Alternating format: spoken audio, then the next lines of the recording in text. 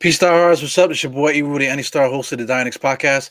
Got a special guest today, man. We got Lee O. Valentin, man. He's like, if you follow Knicks Twitter, whatever, he's been on Knicks Twitter, cracking jokes and the thing. But if you follow the guy, man, he is hilarious. So I'm gonna just I got a video queued here, man. So let's just get into it. I guess I'll leave it. Maybe I'll make it a little bit bigger so you guys can see it, man. So let's get right into this right here. This week on a show nobody watches, pseudo basketball.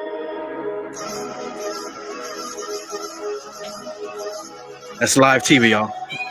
This week on a show nobody watches, pseudo basketball analyst Snoopy and embalmed James Harden graded the Knicks' strengths and weaknesses. Thank you, ESPN. Who better to grade the Knicks than a cartoon dog and a guy who looks like Rick Ross if he went to law school? Actually. Yo, man, that shit is hilarious, man. But one more time for the kid before I get him in there, I'm gonna play something else for him so you guys can get familiar. Like again, this is live stuff, man. So one more thing, this is from his actual Twitter feed. I know he's over there laughing at me and shit, but bring him in here one more time for the guy. I see you posting pictures, posing with beautiful girls, giving James Dolan money for nothing. But we know your true romance is with the Brooklyn Nets. There's nothing like a brother's kiss to get yourself kicked in the head. Knicks fans only want men of honor. We don't respect the chain of fools. So hop on the Metro and hitch a ride to Brooklyn and have fun cheering for the Deep Blue Sea uniforms. And the next Friday, the Knicks have a game at the Garden. We don't want to see you there. I see you posting pictures, posing man. with beautiful girls. This is Lee O. Valentin. I know he's sitting there wondering when the hell he's going to get in here, but let's bring him in here now. What's up, Leo, man? I had to post that stuff, man. Yo, that video, man, with the embalmed James Harden, that shit had me crying, man. Oh, man. I know one of these days they're going to approach me, man, but I'm ready for it. So it's all in good fun, man. It's all in good fun. Yeah, I don't care neither, man. Today I kind of went off the deep end because of the Zion, talk. I mean, he made kind of like a what was he supposed to say kind of thing? He wasn't going to say that New York sucks. He wasn't going to say anything like that. You know what I'm saying? So, he said whatever he said, but then this guy Chris Broussard goes on over there with his goofy face, and he said whatever he had to say. So that kind of set me off. Did you see what that video? I didn't see that. I didn't see that video. Play it so I can see it. Oh man, I really don't want to play his, man, but I kind of don't want to play mine either, man. But let's see. No. Play it, man. This is good. I need that energy, man.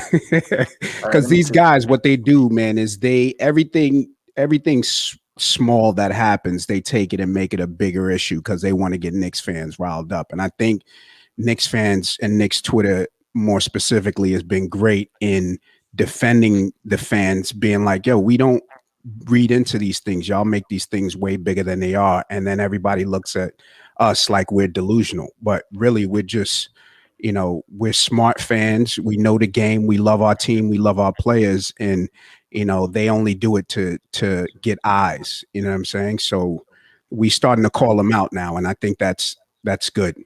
They need to be called out for their bullshit. Yeah, definitely. This is this goofy guy here. Zion is like the 173rd superstar to call the Garden the Mecca after a game. Let me show you a little history. Right. I don't even want to hear his mouth, but here's the beginning of it. Save Knicks fans from heartache. This is what superstars do. I don't even want to hear the bullshit anymore, man. I mean, that set me off on like a freaking tirade, a little earlier today, man. Yeah. Chris Broussard probably just has on a shirt and tie. He's probably butt naked below the waist. Yeah, yeah. I joke with my guys too, man. Sometimes when I'm doing the halftime show or whatever, Yeah. I'm straight balls out, man. You know, you got to be comfortable as a Knicks fan. Yeah, no doubt, man. But yeah, the stuff he said, I put a tweet out there because immediately he reminded me of Eric Andre. And I put a crazy gif of Eric Andre saying that this was Chris Broussard on ESPN, and people seem to like that, man. But it's comical the shit that they say nowadays, man. We need to check them. That's it. We just got to keep checking them. Pretty soon they'll understand. Yeah, pretty soon. But you know, that's the thing. Nobody clicks anything else. That's why we're always the number one thing. No matter what they're talking about, they could be talking about NASCAR. You know what I'm saying? Straight up, I'm watching a NASCAR show, thinking everything is cool. I'm just listening. Next thing you know, they just start snapping on the Knicks for like the next 5 minutes. I'm like, what is going on here? Yeah. Even some of the shows my wife watches, man. Like we could be just chilling. Next thing you know, somebody busts out with a Knicks joke. I'm like, why, man? Why? Yeah. We were watching the movie Soul, right? I know you got youngsters, you probably saw it, but all of a sudden, and the dude was like, "Yeah, I'm a Knicks fan," but taking the opportunity to shit on the Knicks, man. But I get it though, man. I get it. We've been bad for a long time, and you know, we kind of deserve the jokes, but it's also good that we're starting to redeem ourselves as fans, man, because we can't, That's Chris Broussard, him and his sauces. I think I'm gonna get on him in my next Breaking Balls monologue, man. I gotta crack some jokes on him and find a way to make fun of him a little bit. Yeah, you got to do that, man. So you know we're gonna get into your comedy stuff, man. But you know, tell me about your Knicks fandom, whatever. Like, what's really like your top team as far as like sports?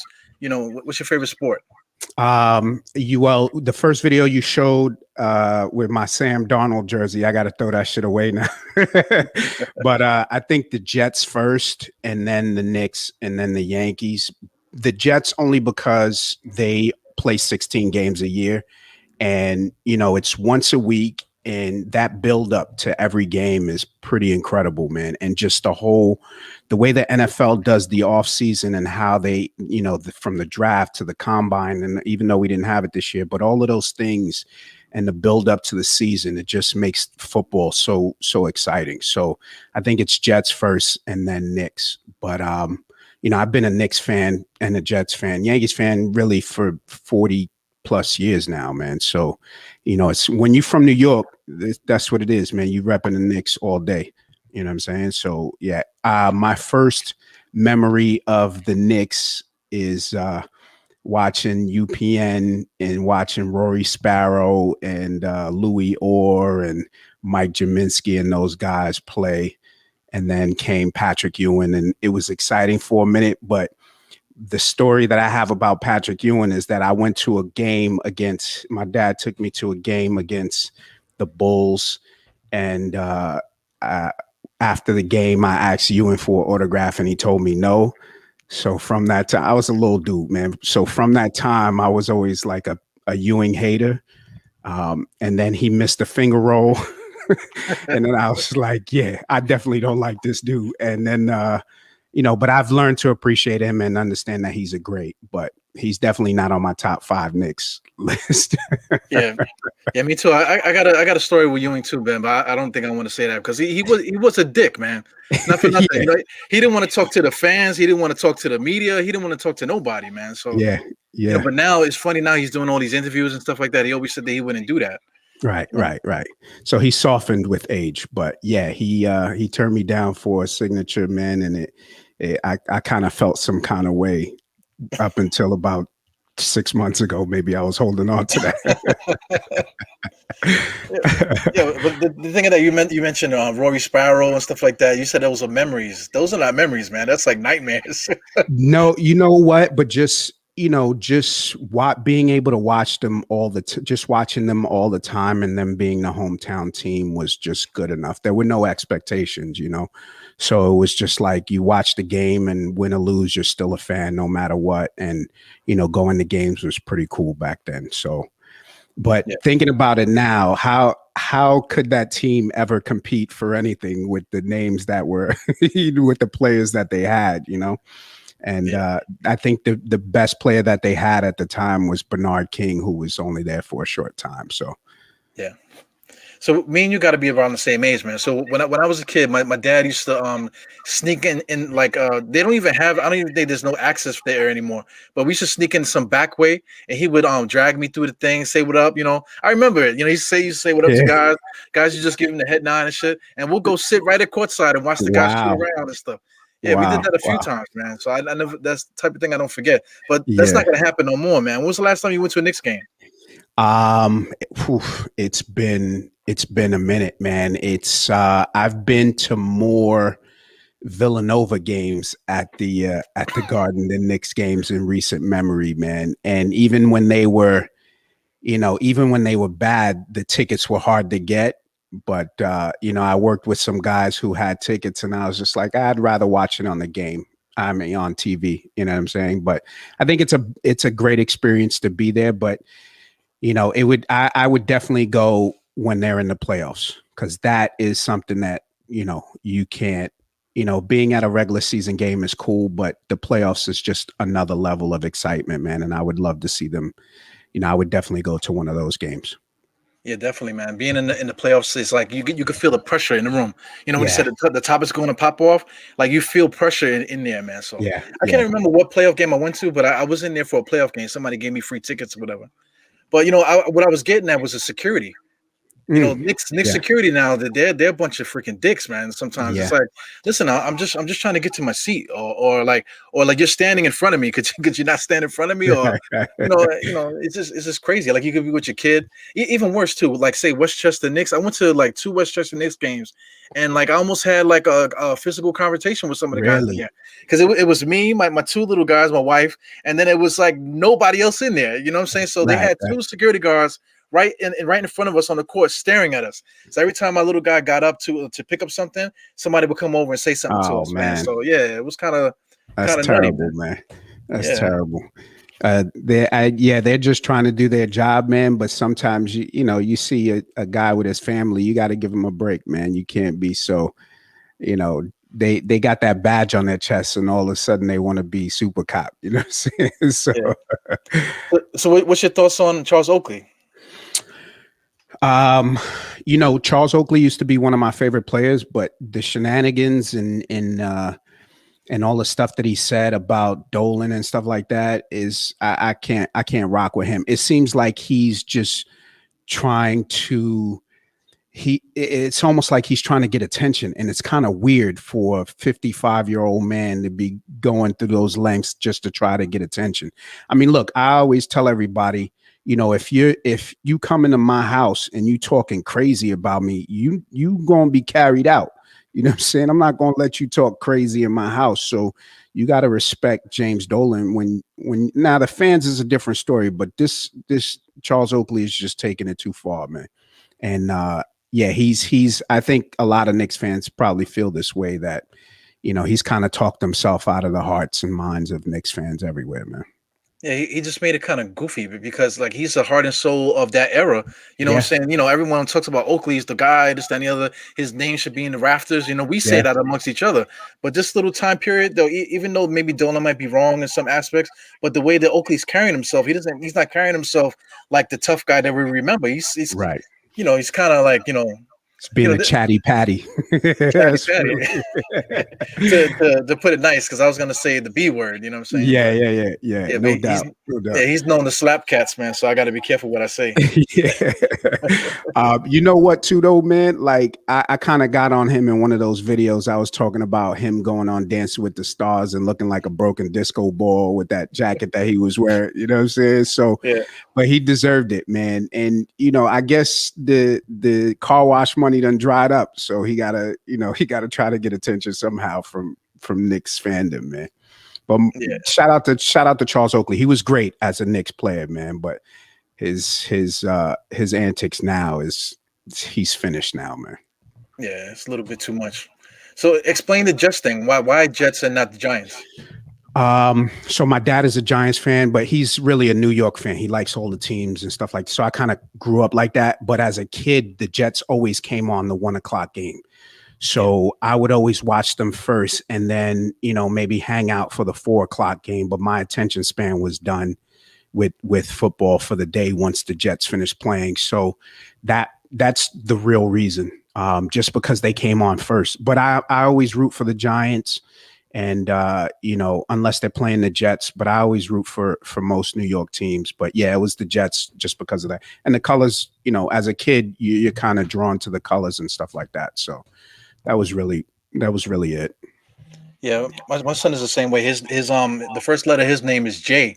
Okay. So that's gonna connect with the Jets, but I'm Right. a Giants fan, so that's gonna like really irritate me, as he gets older and stuff.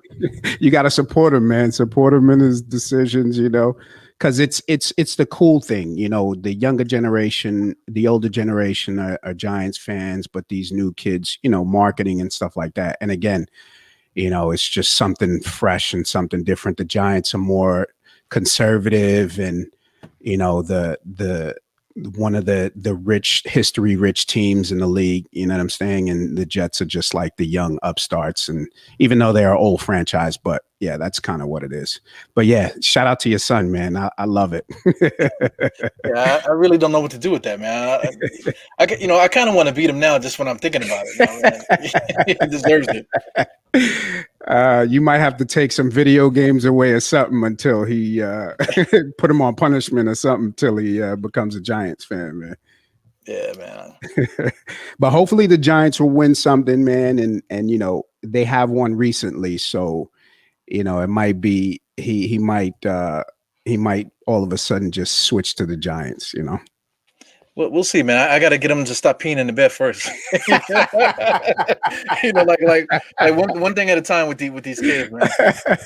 Yeah, well, you know what? Maybe if you put Jets sheets on his bed. Man, I might have to fight my wife too because she's a Mets fan. You know what I'm saying? Oh, but, goodness. Yeah, because she's from Queens and stuff like that, so she don't really know nothing about it. But it's just like, hey, I'm from Queens. You know what I'm saying? So the Mets and the Queens thing kind of connects with that. That's fair. Well, when we were young, the Mets were the better team. So I was saying that on another podcast recently that, again, my dad was like Mets, Yankees, but the Mets were the better team. So that's even though I was going to all Yankee games because I lived up the block, we were still watching the Mets. You know what I'm saying? So I kind of get it, even though they haven't done anything since '86. But yeah, except more drugs, right? With those guys. What a crazy era that was, man. But growing up, like you mentioned on the Jets, like you mentioned your family and stuff like this. Say like the Mets, coming up, I kind of get it. With the they're like superheroes. Darryl Strawberry, his name was Strawberry for Christ's sake. Dwight Gooden, Ron Darling. These guys were like the DC superheroes. Fernandez. They were all good. But you know what kind of sealed their fate is that they all became Yankees and won as Yankees. So they're actually Yankees now. They're no longer Mets. Yeah, they came over to the Marvel universe. Yeah, no Yankees doubt. And stuff. No doubt, man. Yeah, man. But I was making the connection with Brooklyn. What do you think about the Brooklyn Nets? Do you have any love for that team?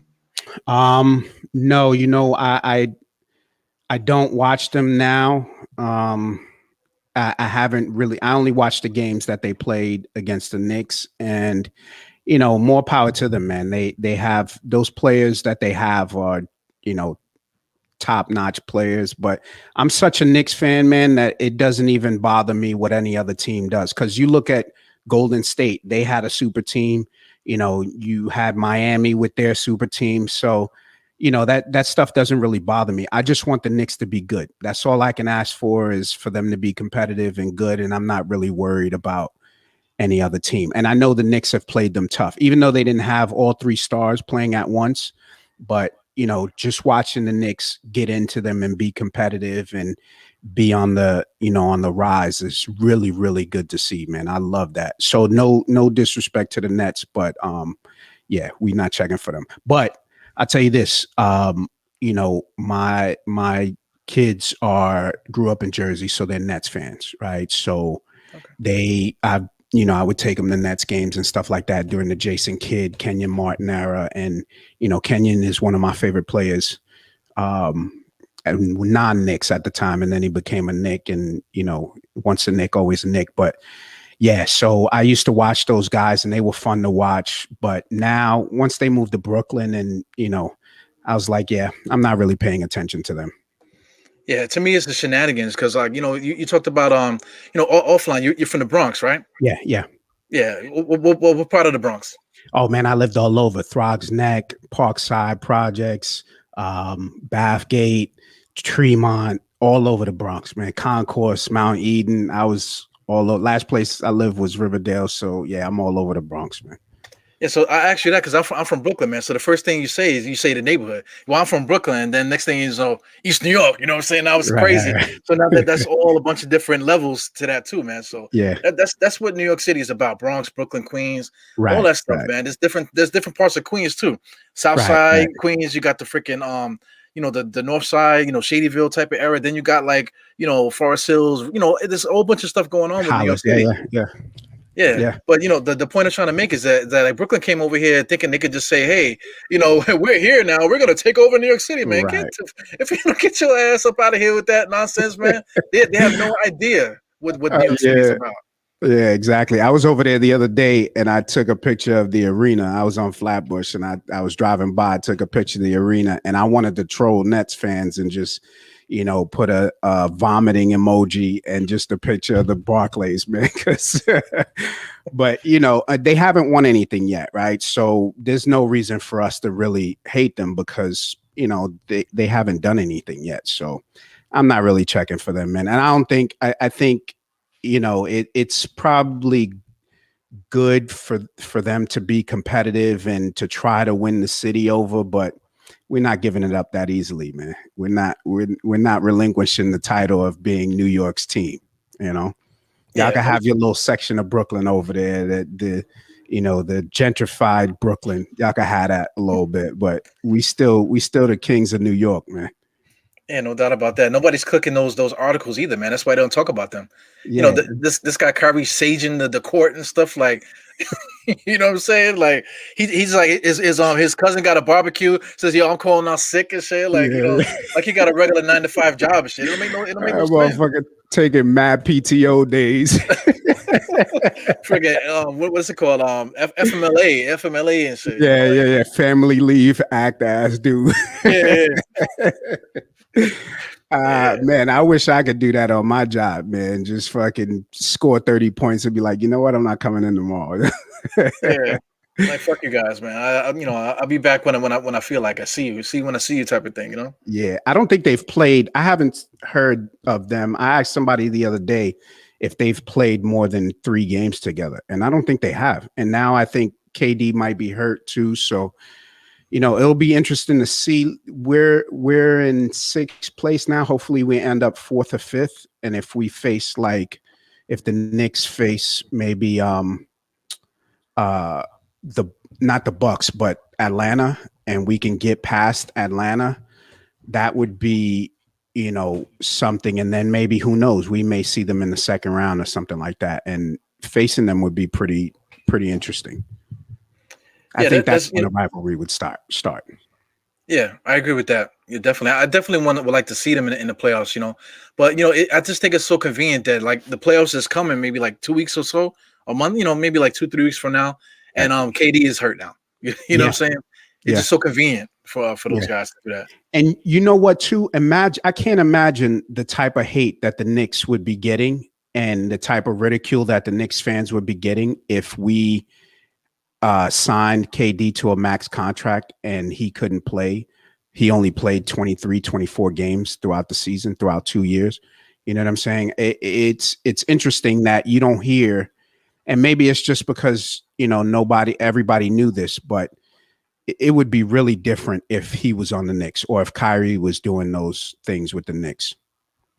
Yeah, definitely. It would destroy everything. It would destroy all our fan base, everything. Everybody would just be burning right now. Yeah. Because right now there's nothing going on with the Knicks, but right now there's a firestorm just based off the fact that Zion said the Knicks are the Mecca. You know what I'm saying? Exactly. So it would be 10 times worse. They would be, the Nets don't have the back page now. And even though these guys are not playing, they still don't have the back page, but we would be getting, and I say we, but the Knicks would be getting murdered in the back pages every day for signing a max contract for a dude who doesn't play. Same thing with Porzingis, man. Same thing with Porzingis. It would be, here go the Knicks again. And, it's just finally good to be out of that shadow and be doing something right, man. It's really fucking cool, man. And I'm glad that they didn't sign that dude. Word up, man. Well, I'll paint that picture for you, man. If we would have signed him, like you said, we would have it's gonna be spent $100 and something million. He would have been making 30 something million. No, there's no buyout. There's no team option or player option. It's just straight cash all the way to the end. So there's no way out of it. But on top of that, instead of trading for Kristaps, they could have just signed Julius Randle. Right. You know what I'm saying? Right. Julius Randle's from Dallas. Right. So now look at the development of Julius Randle. Now he's an MVP caliber guy. So MVP. I love that, man. I love that. I can't believe that I got to live through the formative years of LeBron, Michael Jordan, and now Julius Randle. It's funny you put them all in the same breath. So it sounds blasphemous, but he's been playing really, really good though. Especially last year, man, because I was killing him, man. He with the pirouettes and the spin moves and the triple teams and the turning the ball over. And it's not even a bad contract, but just having this dude as the number one option, it was so, it was just like, I can't believe the Knicks signed this dude and he's just awful. Get him off my team. And then all of a sudden he puts in the work, and now, I gotta, moonwalk backwards on my takes from last year and apologize, because he's just playing out of his mind, man, scoring 30 in 3-4 straight games. And just, but it's not even about the scoring. It's about him getting everyone else involved, having 6 assists a game, getting triple doubles. And, as a guy at that size and, just to be able to move and get his team, that's really what a superstar is, man. So shout out to Julius Randle. And it's a great story, man. You see his son, on clips and stuff like that, and they're showing him during the game. That makes the dude more likable. You know what I'm saying? And he's put some fire into us, man. And that's really cool to watch. Yeah, definitely. That's that story with his kid. That's like I always joking on the podcast too. But my kids, I'll be beating them to death and all kind of stuff. But I love my kids, man. So that they always, they watch what you do. They're interested. They're learning how to be human beings because of you. Yeah. But we get to see him. He's gonna be like the Steph Curry to the Del Curry. Right. Because do you remember Steph when he was a kid? I remember when he was a kid. Yeah, and seeing the clips now, it's like, wow, you know what I'm saying? And the kid was just there all the time, soaking in. And his dad was a great shooter, man. His dad was a phenomenal shooter. And Steph is, man, we missed out, bro. we missed out, man. I get goosebumps thinking about us picking Jordan Hill and not being able to pick Steph Curry. Yeah, I think with them, the Wi-Fi might have been out. It's like, oh my god, my phone's not working. What are we gonna do? Like, we only got 10 seconds left. What are we gonna pick? You know what I'm saying? That's what I think was happening. Oh man, I was so upset that they picked Jordan Hill, and I didn't even know. He was a good basketball player at. I'm sure there were other guys that came after him, maybe DeMar DeRozan and some other guys, but. I was like, you can't draft a dude with dreads because he's more interested in his head and he is the basketball. You know what I'm saying? Like that was my only reason for not wanting to pick Jordan Hill. I was like, he's gonna be awful. But and he turned out to be awful. So we missed out, man. We missed out. Definitely. That is funny to me, man, because with the dreads and stuff, as soon as he became a Knick, all of a sudden he started getting the nice twist and designs and all kind of like buns and stuff like that, special head ties and stuff. I mean, look at this. Yeah. He was more interested in going to the salon than he was going to practice. Right? So man. But I kind of think what might be different with the team had they gotten Steph Curry, but who knows, man? Maybe they would have ruined him and he never would have been, we could have changed history. KD wouldn't have any rings, you know what I'm saying? So who knows, man? Yeah, who knows, man? Curry had bad ankles when he first started out too. And he got his family and stuff like that. We probably would have ruined their marriage. You know what I'm saying? She would have divorced him and freaking married like I could just go down the whole Dark Mirror thing, Right, man. Just right. destroy the whole timeline. Like, we Yeah, gotta put the Infinity Stones back where they belong, man. right. Yeah, but but He probably would have cheated on like. yeah. That's terrible. That's terrible. Nah, shout out to Steph Curry, man. He's a phenomenal basketball player and free agent coming up in the next couple of years, right? Yeah, definitely. So These guys. Yeah, maybe he changes course and comes to the Knicks where he wanted to get drafted to. Who knows? yeah. Who knows? His wife is trying to get her social media game up, a cooking game and stuff like that. So Yeah, maybe they might promise her a TV show or something like that, right, and he'll right. come over and finish his twilight years being Yeah, the 3-point shooter off the bench for the Knicks, man. yeah. I hope we get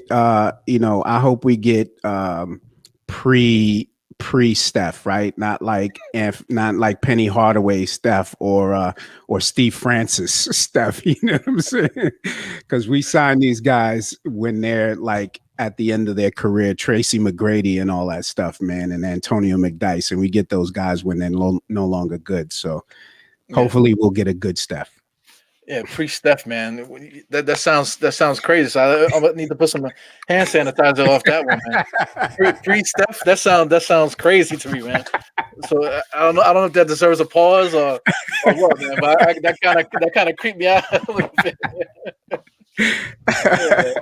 Yeah. I like to bug out on the show, man, because I mean, like guys get so crazy. Sometimes you watch the games, you watch guys takes and stuff. They're like, yeah, man, if the Knicks if Julius Randle put his foot on a 45-degree angle and decided to dip his hip to the left and do whatever, I mean, like, what? Yeah. You know what I'm saying? Listen, we all know about basketball, man. You don't gotta like get scientific with it. Yeah. It's like the smallest things. In the grand scheme of thing, it doesn't mean anything, but people are worried about the smallest things within the game, which is kind of interesting, man, because it means that they take the game seriously, but at the same time, it's like it's such a minuscule part of the game, that there's so many things happening that that matter, that those little things don't matter, man. But yeah, you're right. Some dudes just be going off on Twitter. Yeah, man. Twitter, YouTube, all these different YouTube. That's the thing. It's a gift and a curse. 'Cause right now, I love it that the Knicks community. Because I mean, a lot of these guys, you can see at the bottom NBK. That's the nothing but Knicks stuff. So all of us are actually cool offline with each other. We met each other, plenty of times and whatever. So we actually pretty cool with each other. So that's dope. You know what I'm saying? But it just does bug me out the way these guys kind of view things or whatever. Yeah. But I was gonna ask, about since we, with this Knicks channel, like does anything stick out to you, but like with the past of like say like bad times or whatever, any era that sticks out to you? I used to work in Two Penn Plaza, so I saw the guys all the time, the players coming in, older players, John Starks and stuff like that. So I think the era that sticks out to me the most is who is the guard that he plays for God, what's his name? He's still in the league. Maybe he plays for Phoenix or Detroit, and he was our starting point guard for a while, maybe 3 years ago or something like that. There's a clip that everybody puts up, is if you weren't a fan then, where it's Lou Amundsen. Who was the point guard of that team, man? Oh man, I can't think right now. Man. Anyway, so yeah, maybe his name starts with a G, or maybe his last name starts with a G or something like that. But anyway, so I went up to him one time. He was in Two Penn Plaza. Nice kid, man. He was in Two Penn Plaza and he was just chilling. I said, congratulations to you on your, on making it to the league and continued success. And I hope you guys win. He was like, thank you, sir. And I took offense to that. I'm like, young man, I'm old, but I ain't that old. So that's the era that sticks out to me the most, because, here are these young guys, man, calling me an old dude, man. And it's really funny. They were terrible at the time, but yeah, that's I got to remember the kid's name, man. But yeah, the guy just put it in there. I wrote it down. It was Langston Galloway. Yeah, exactly. Andy, thank you, man. Yeah, Langston Galloway, definitely. Yeah, man. I feel like, with a name like that he would like write a Negro spiritual or something like that. Rather than play basketball. How the hell did he get that name, man? Langston?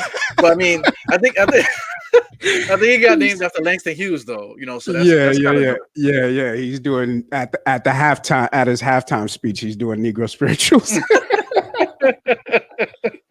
I mean, he had to. That Knicks team that he was on was terrible, man. Oh my god. Yeah, man. Those were terrible teams. No, but my favorite teams obviously are the 90s, but maybe not even the 90s. The 99 team was unbelievable because Larry Johnson, I watched him at UNLV and he was the greatest thing since sliced bread, man. And, having him on the Knicks and then watching Sprewell come over, that team was really, really like the best team. And, I'm a Stephon Marbury fan, so having him play in the Garden, that was a big deal.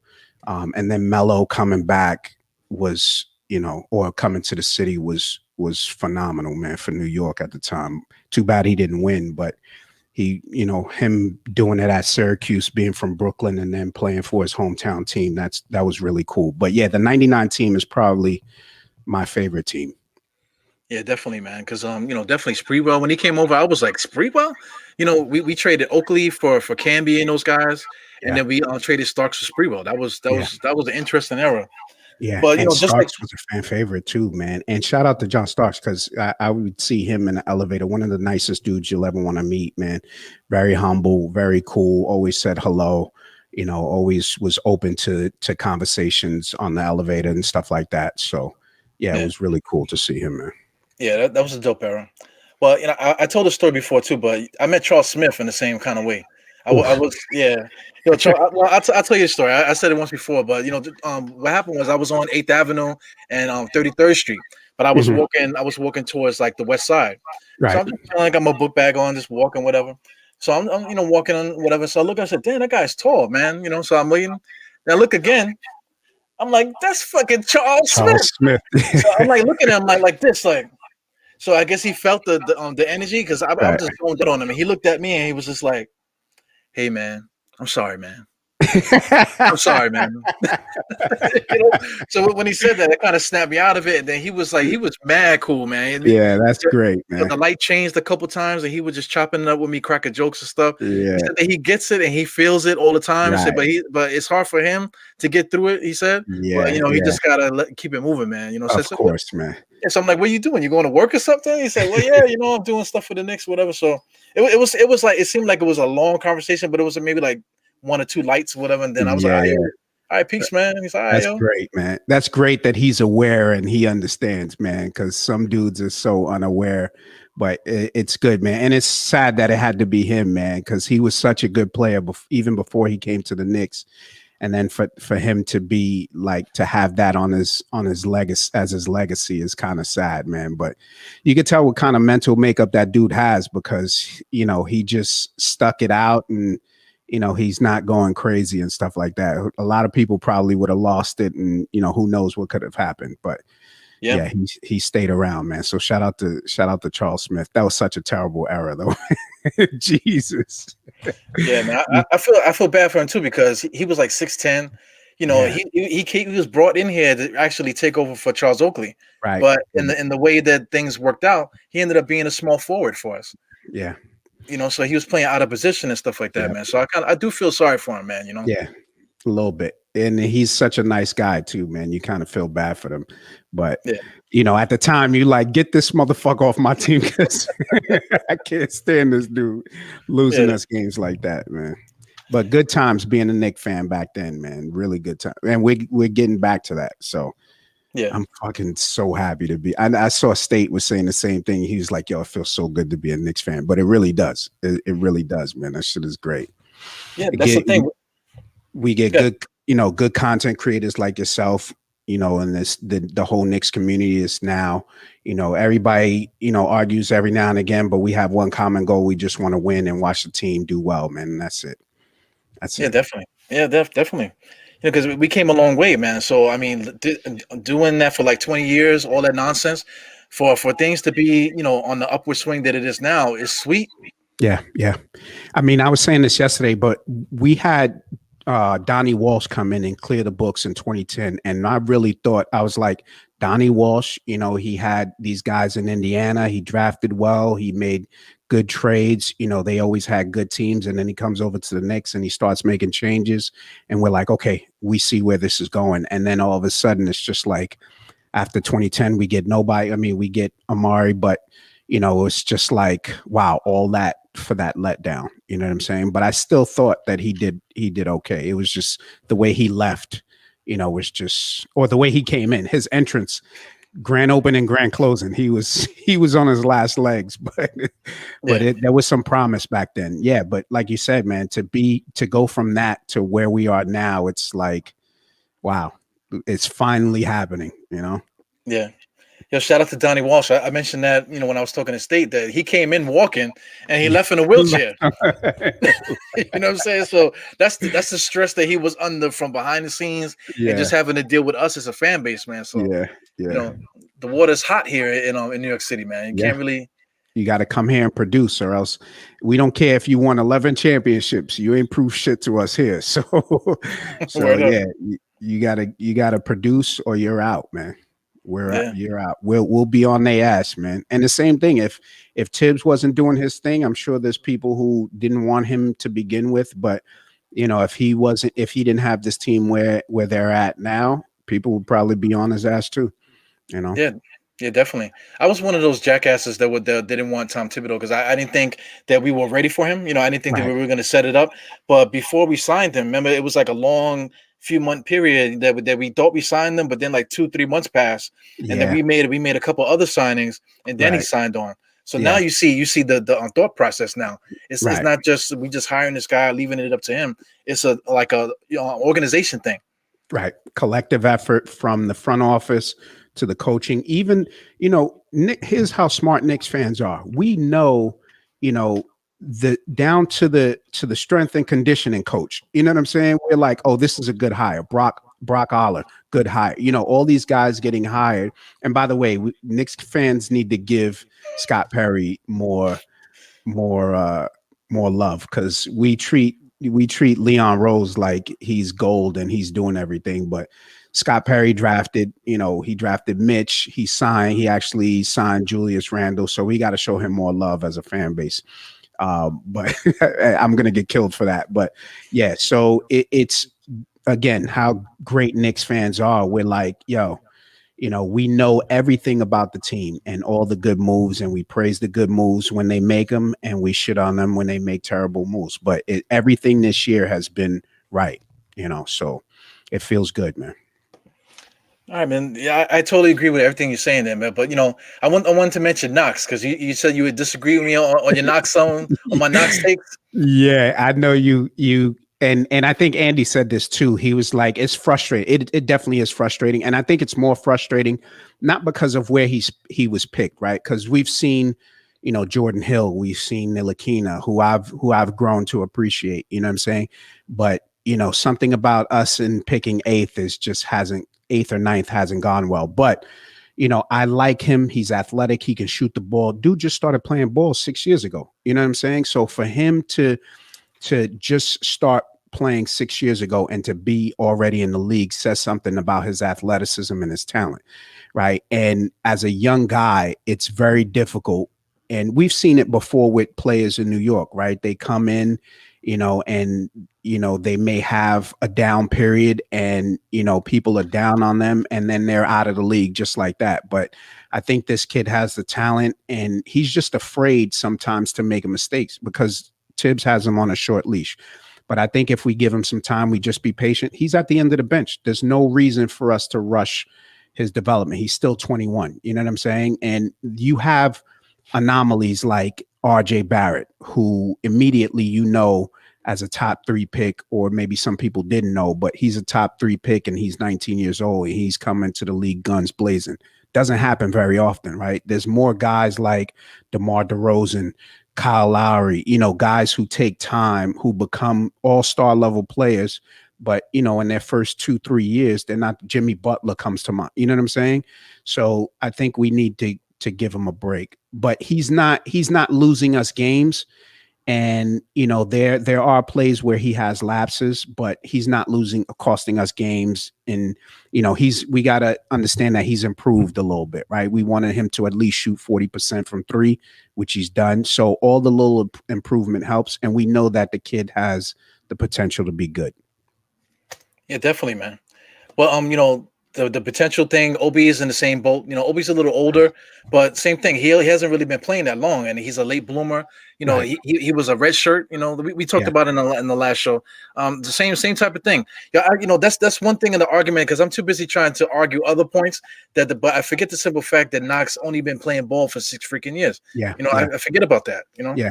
But he went to NBAU, right? And you see guys he was a top 2 player in that class, right? He was only a freshman, but he was one of the top 2 scorers on the team. And you're expecting like, okay, this dude played great competition. He's supposed to come in and he's supposed to, help change the culture. You know what I'm saying? But it doesn't always, not all players are like SGA, or not all players are like Quickly, who come in. And he doesn't have the ball in his hands, right? And he can't, if the coach is telling him, and I think you made a mention of this too. It's like part of being a basketball player is being able to improvise too, right? So not only are you're playing within the game plan, but you also have the wherewithal to know, all right, the ball is on the weak side, let me cut to the basket, or let me do something, let me make a basketball play, and which, sometimes he doesn't, right? He's doing specifically what the coach is telling him to do. And part of that too is because, he's afraid to make a mistake, or else he'll be out the game. You know what I'm saying? So it's a fine line for him. You know what I'm saying? So, and Obi too. I think Obi's been given a little bit more freedom, maybe because he's shown more effort and he hasn't had as many defensive lapses, or he's had some flashy dunks. You know what I'm saying? So, but you hope these guys develop into good basketball players, and they stay with the Knicks long enough so we can see them develop and be a part of a team, right? Like, we want stars, but we also need guys like Frank Ntilikina who can, lock down Luka at the end of the game. Who's not gonna take terrible shots, and who's not going to make costly turnovers, and who's going to play defense. You know what I'm saying? So everybody needs those glue guys. You know what I'm saying? So, and I think we have that with this team now. We're missing a star, but I think we have that with this team now. I agree with that, man. You're spitting bars, man. You know what I'm saying? That's why I love this, man, because I get guys in here and they just start spitting fire, and it's like, yeah, I agree. I totally agree with all of that shit, man. Let me, what's your take on Frank though? Man, so listen, this the thing with Frank, man. So I say a lot, man. So I mean, I started this off on an audio podcast, man. So the audio podcast, you can get really crazy, and YouTube is, YouTube will send you an email, if you get too crazy. Like, you know what I'm saying? Yeah. I've gotten a couple of those, man. But I mean, like on the audio podcast, it's like nobody gives a damn what you say on there, man. Right. So we was flaming him so bad on there, man. But because my thing is that he played professional over there. You know what I'm saying? Right. So he should have the inside track on knowing how to play basketball. And for some reason, he just got like this deer in the headlights thing. I always making fun of him about him selling silk scarves and all this shit at the boutiques down in the village or whatever. I can see him do that more than make a basketball club. Yeah. I think you said something yesterday like, he could get fresh because he wears nice colognes. Oh my God! Like, yeah. Is that charcoal? Is that charcoal?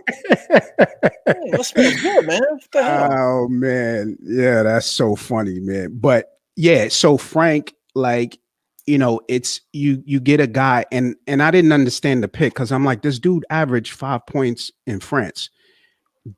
The league is better than anybody. You got one or two guys who come from France and are nice, but you drafting a dude that scored 5 points per game, right? And then when he comes in, you're like, the first couple of years, you're like, this dude, he passes the ball before he gets to half court and he goes and stands in the corner. This is your point guard.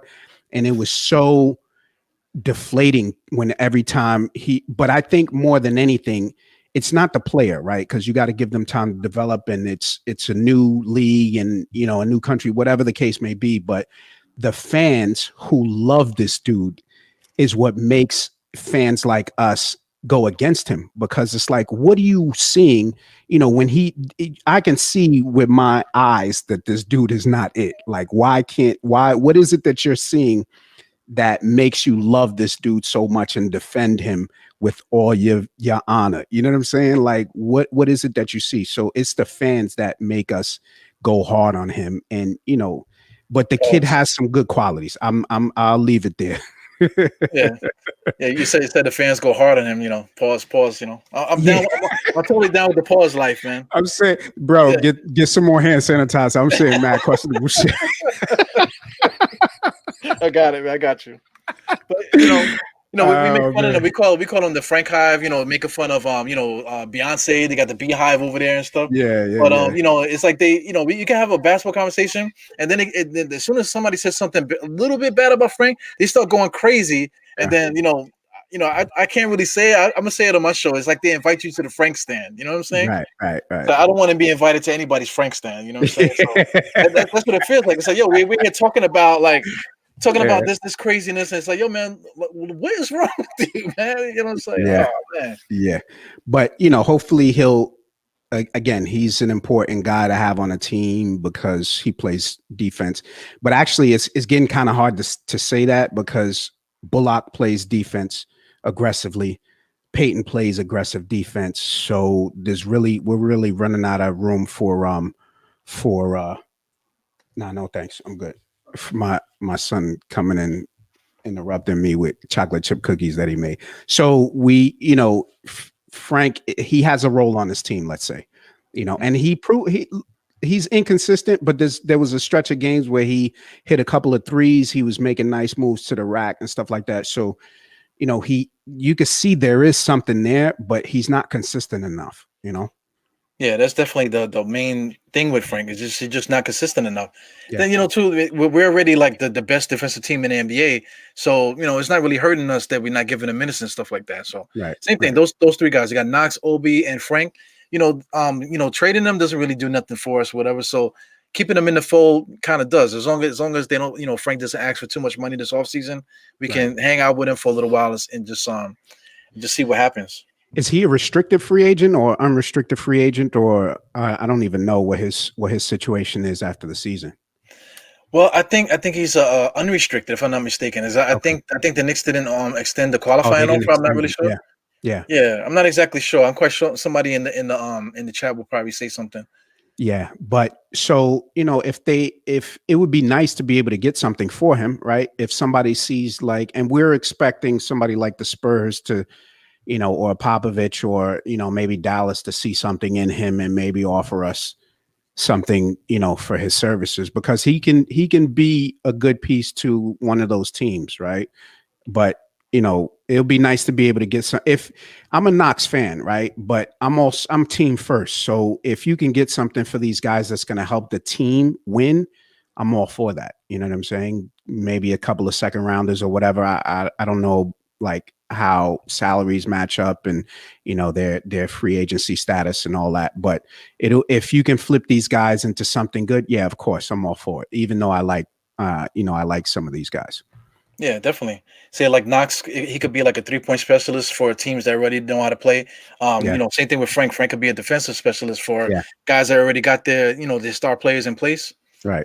Yeah, what hurts? What hurts though is the moment you trade somebody and then they become nice somewhere else. That hurts so much, man. It hasn't happened with the Knicks. I think the last good guy we gave up was Trevor Ariza, and he's been in the league 30 years. You know what I'm saying? So it hasn't exactly worked out that way. But at some point, one of these guys are going to be good somewhere else, and it's going to come back to bite us a little bit. Yeah, man. I thought I was the only one that thought that, because I brought that question up before, and people was like, "Oh man, every time Knicks do this, then the play goes." Then I said, "Well, listen, let's think about it. Go through the history of the Knicks, and who did we get rid of that left the Knicks and became superstars? Nobody. Trevor Ariza is the only one. He's the only one. Yeah, the only one that comes to mind, and not even players that they signed, and then they got rid of, has gone on to do much anywhere else. So it's twofold, right? Number one is that we didn't draft well. That's the first thing, right? Mhm. And like our talent evaluation was asked. So hopefully we've solved those two issues. You know what I'm saying, with Walt Perrin and Brock Aller and those guys. So hopefully we've figured that out. But yeah, it would be a bad move to have these guys go on somewhere else and be good. Yeah, they're so young too, man. But Yeah. you know, you're great. You're great with the Knicks stuff, man. I'm kind of actually so no, I can't say I'm surprised. You know what I'm saying? I can't say I'm surprised because like if you're gonna put out Nick content because you have a great YouTube channel. I'm gonna give you a chance now to Thank you, man. just I appreciate that. throw that stuff out, man. Because I mean, your stuff is like 3 minutes, but you have to listen to the whole thing because like that clip that I played in the beginning, that was you doing a spin on Michael Rappaport's movies. Yeah, You know what I'm yeah, saying? yeah, yeah. And you made it funny. Plus, you brought his movies into so that's very thoughtful and creative on writing and stuff, man. So Thank you, man. Thank yeah, you. I want you to talk more about what you do and just go down that rabbit hole. Yeah, no doubt. I've been doing comedy for a little bit over 5 years now, man. I love doing stand-up comedy. And during the pandemic, we weren't out, doing shows in the city and stuff like that. So I was like, how can I, keep the creative thing going and mend that with my love of sports, right? Especially my favorite team. So I was like, what I could do is, do a monologue show where, I make fun of news stories that are related to my favorite teams, Knicks, Jets, and Yankees. And then, it'll be something good for, I just want people to have fun, have a good time, make people laugh. And that was really the base of me starting the channel. I changed the name, kind of rebranded it and stuff like that. I've been doing it for a couple of years now, but I got serious during the pandemic. So and it started to do well. It's a little difficult to do the videos and have the time to write the content and stuff like that, but I love it, man. And it's gotten a good response. So shout out to everybody on Knicks Twitter who's shown me love and all the content creators who've shared it and, stuff like that. And I love doing it. I love the reactions, and I'm going to keep doing it because, it's gotten a good response. And I appreciate you for having me on here too. Cause if it wasn't for guys like you, people wouldn't know, much about my show and stuff like that. So you guys help out a lot. Yeah, I appreciate you too, man. Because like you just threw it out there. You say, yo, if the tweet you was like, if anybody that has a Knicks podcast, I'm with it. You know what I'm saying? So I Yeah. said, okay, bam, I Yeah. got shit. I ain't got nothing to do. Let's see if you want to come on the show, or Yeah. whatever. I think it's good for, collaborations are always good, because it's a different audience, right? So I'm going to share this, and it's good. It's a good show, right? That's the first thing. So if it's a good show, more people need to hear about it. And, like you collaborate with State and you collaborate with Andy and you have all these guys on the show and stuff like that. I think it's good for everybody. This is a good time to be sharing the content. And the great thing about it is that everybody loves the Knicks so much and they want more of the content that it motivates you to do it more. Right. Yeah. So you're like, I want to give this part of myself and my love for my team. I want to give this to others and I want people to feel it too. You know what I'm saying? I might have said some shit that I need to say pause on, but you know what I'm saying? Hey man, I love the pause life, man. You see the background. I got like Die Hard Knicks stuff. I got a Die Hard Knicks hoodie. I'm having a great time, man. So look, check this out. I got Die Hard Knicks tape. I don't know what the hell I gotta use this for. I got Die Hard Knicks tape for real, man. You know what I'm saying? You gotta use that to send out the merch, man. I love the merch. I'm a cop one of those sweaters, man, and I'm gonna wear it to one of my shows when I'm hosting, man, and support the channel and all that stuff, man. So if you do that, I think I would spontaneously combust or something, man. Nah, we gonna do it.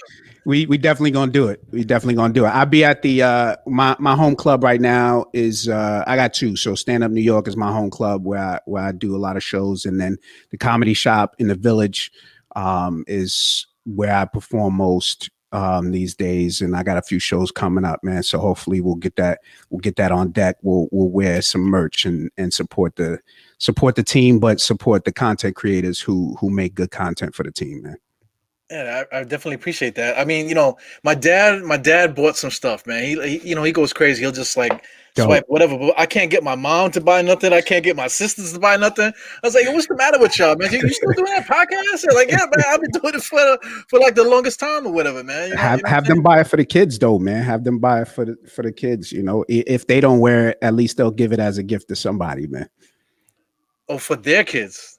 No, for your kids. If your mom if grandma want to buy it for the shorty, she could do that, man. Your sister too, as a gift.